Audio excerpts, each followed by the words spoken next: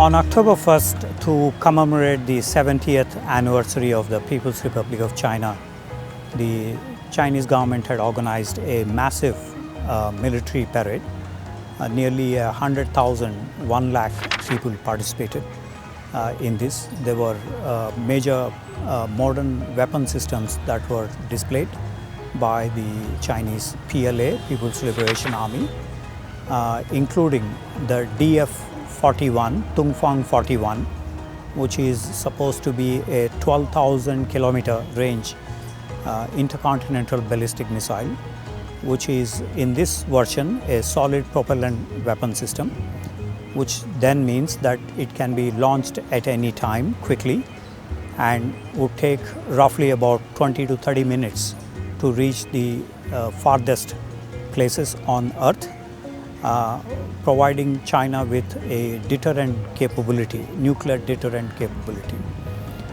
Second, they have also displayed DF-17, Tungfang 17 missile systems, in addition to several modern unmanned aerial vehicles, which are generally used for surveillance and in recent times also used as armed drones in order to attack places far away as well. So there are also other Julang 2 submarine launched ballistic missile models were displayed during this parade. China is sending a message to the United States not to interfere, not to come closer to China's core interests, core security challenges. In the recent times, there has been a stepped up activity on part of both China as well as the United States.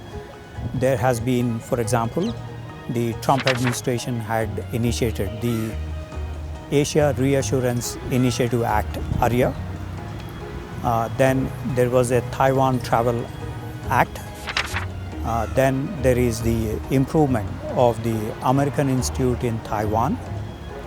On Xinjiang as well, there has been a stepped up posturing by the United States in terms of the human rights violations and criticizing China's 1 million incarceration, 1 million people incarceration in Xinjiang camps. There is also the FONOPS, Freedom of Navigation Operations, that United States conducts in South China Sea. It also has a message in as far as India is concerned. Not very explicit because there is no explicit enmity between India and China.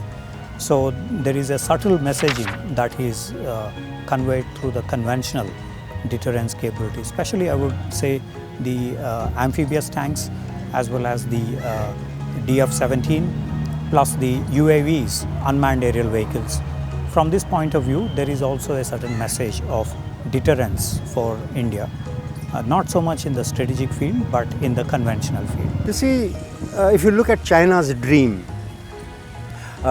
this is being peddled now as a big idea of the present leader. And in an autocratic system with a single party rule, the leader is very important. This leader, in any case, has assumed a much greater profile than anybody else. So he has to convey a message that during his rule, under his helmsmanship, China has progressed tremendously and that China can't be pushed around with, by anybody else, including, and this main message actually is to America. But it's also a message to its masses.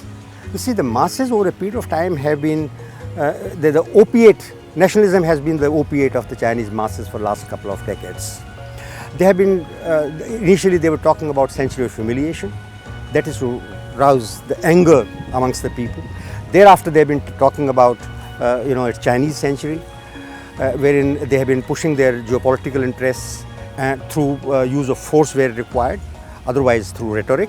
So nationalism has been on the rise, and to satiate that nationalism, to try and tell those people that this is not an empty boast, that China has the strength to follow through what it wants to achieve. This parade sends a big message.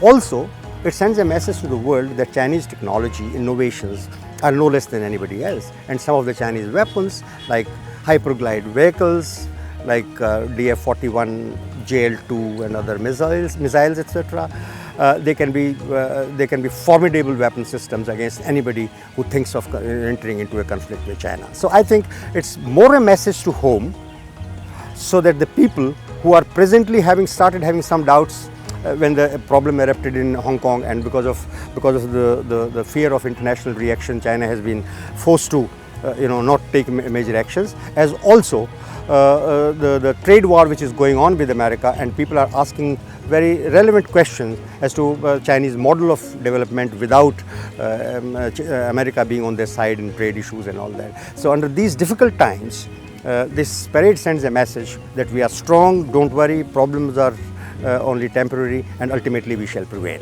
We know that this was a grand parade which was carried out, one of the largest parades, where thousands of troops, tanks, missiles, even models of submarines and missiles were deployed by the People's Liberation Army, and they wanted to make it a big show. It was definitely a big show, one of the biggest in recent years and one of the biggest so far. The entire message which was wanted to be conveyed, there were multiple messages in fact. First message was internal. The internal message was that China is strong, it is growing as a stronger force, it is going to be a global power, and the people need to sort of support the People's Liberation Army, people need to support the Communist Party of China. That was the first message I think which was being conveyed. Second message was that to the People's Liberation Army, the People's Liberation Army's task, role in support of the nation, and also to support again the Communist Party of China. And that is the message which was being conveyed by President Xi himself when he spoke on this occasion. When you come on to the demonstration of the various missiles, for example the Dongfeng or DF-41 or the submarine launched missile JL-2, now this was a message, I think a strategic message which China was sending to its adversaries such as the United States, that from strategic point of view China is well prepared for giving a deterrence to the bigger global powers per se. When it comes to the other types of weapon systems like the smaller weapon systems or the smaller missiles, including as well as the strategic, it's trying to give a message to India that look, our deterrence, that we are fully ready.